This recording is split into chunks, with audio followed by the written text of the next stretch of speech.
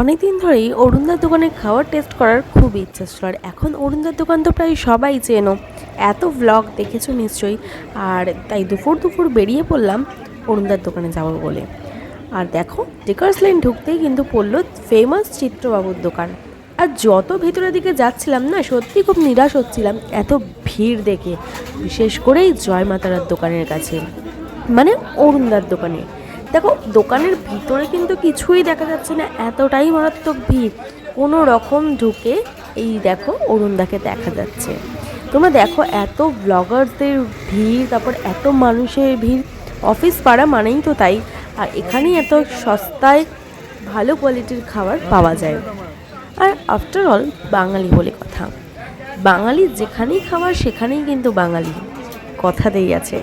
তাই আমি বা কেন বাদ যাই, আফটার অল আমিও তো বাঙালি। তাই চলে গেছিলাম দুপুর হতে না হতেই অরুণদার দোকানে। আর এত উপচে পড়া ভিড় দেখে আমি তো একদমই নিরাশ ছিলাম যে আদেও কখন খাবার পাবো।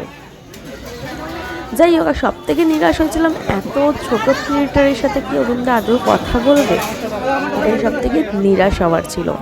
যাই হোক, যতটা না ভিড় দেখে নিরাশ হয়েছিলাম, অরুণদার সাথে কিন্তু কথা বলে সেই ব্যাপারটাই কেটে গেছিলো। এখানে এতটাই মারাত্মক লেভেলের ভিড় ছিল যে তুমি ওখানে দাঁড়িয়ে কী খাবে বা কী খাবার আছে সেটা চুজ করার মতন কোনো রকম পরিস্থিতি ছিল না। মানুষের মাথা ছাড়া আর কিছুই দেখা যাচ্ছিল না। যাই হোক, কোনো রকম ঠেলে ধাক্কে একটু ভিতরে ঢুকেছিলাম খাবারটা অর্ডার করার জন্য, নাহলে সারাদিনের নামে দাঁড়িয়েই থাকতে হতো। ঢুকে আমি কিছু ব্লগস দেখেছিলাম, সেই ব্লগস দেখেই কিন্তু খাবার অর্ডার করেছিলাম যে কি নেওয়া যেতে পারে। তো আমি জানতাম না ওখানে আর কি কি রয়েছে, যেটুকু আমি দেখেছিলাম সেইটুকানি হিসাবেই আমি অর্ডারটা করেছিলাম। আমি নিয়েছিলাম পোলাওয়ের একটা কম্বো নিয়েছিলাম, 2 রকম কম্বো নেওয়া হয়েছিল যাতে ঠিকভাবে টেস্টটা পেতে পারি। কারণ একই কম্বো দুটো নিয়ে তো কোনো লাভ নেই, যেহেতু আমরা একটা বন্ধু গেছিলো আমার সাথে, এই 2টো কম্বো নেওয়া হয়েছিল যাতে আমরা শেয়ার করে খেতে পারি। একটা ছিল পোলাওয়ের কম্বো, যেখানে ছিল পোলাও, ফুলকপির একটা রেজালা টাইপস কিছু ছিল, আর আলু 65 ছিল।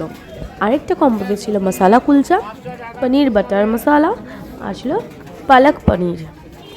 এবার খাবারের কোয়ালিটি কোয়ান্টিটি নিয়ে যেটা আমি কথা বলবো তোমাদেরকে, খাবার কিন্তু ওখানে সত্যি অ্যাফোর্ডেবল, কম দামে মানুষের পেট ভরা খাবার। দেখো, এই যে তোমাদের আমি কম্বোটা দেখিয়ে দিচ্ছি কী কী নিয়েছিলাম। খেতে মোটামুটি ভালো ছিল, আমি বলবো না মারাত্মক লেভেলের খাবার ছিল। যে পরিমাণ মানুষের ভিড় দেখে মনে হবে মারাত্মক লেভেলের খাবার ছিল। ফুলকপিতে একটু গোলাপ জলের গন্ধ ছিল, যেটা আমার পার্সোনালি পছন্দ নয়। মোটামুটি খাবার কিন্তু ভালো খেতে ছিল। আর অরুণদার ব্যবহার কিন্তু সত্যিই ভালো, তোমরা নিজেই পাবে দেখো। আমি তো এই কথা সবসময় বলি, ডেকার্সলেনে যদি কোনো দোকানদার বড় দোকান বা ছোট দোকান যাই, আমার ডেকার্সলেনের প্রচুর দোকান আছে। ডেকার্সলেনের মতো কলকাতায় খাই খাই গলি আর একটা গলি নেই, বিশেষ করে অফিস। এবং এই ডেকার্সলেনের মতো সস্তা খাবার বাবার আমল থেকে শুনে আসছি ডেকার্সলেনের কথা।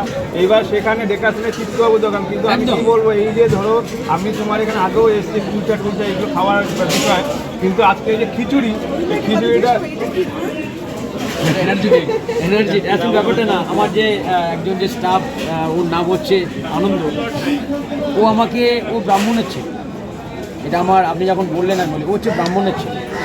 এবং ও যেদিন থেকে আজকে আমার কাছে 6 মাস কাজে এসেছে, ও 2 দিন কাজ করার পরে ও বুঝতে পারলো যে আমি যে জায়গাটায় কাজে ঢুকেছি, জীবনও কোনোদিন হোটেল লাইনে কাজ করেনি, মানে এই ফুটপাতের কোনোদিন হোটেল লাইনে কাজ করেনি।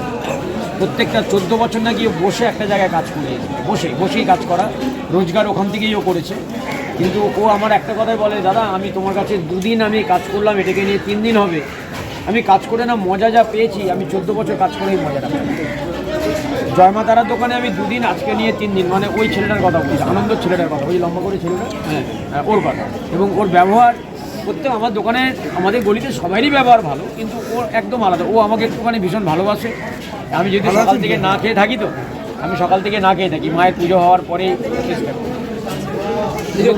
টেস্ট করেছিলাম। হ্যাঁ, আমি এবং আমি মাঝে মধ্যে হয়তো খাওয়া হয়ে যায়, যখন একদম পারি না মাকে বলি মা কিছু মনে করিস না।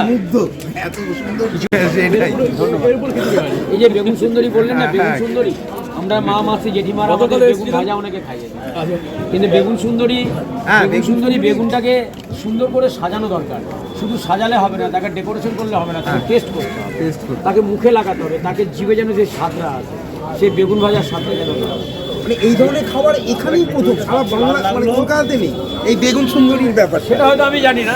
বেগুন ভাজা আছে, অন্য সব জায়গায় দেখবেন বেগুন ভাজা, কেউ বেগুন সুন্দরী কি করে কেউ জানে না। এটা যে অরুণদা স্পেশাল বেগুন অরুণদা স্পেশাল লোকের কাছে এত আকর্ষণীয়, এটাই মানে ওই যে বললাম একটাই একটা মানে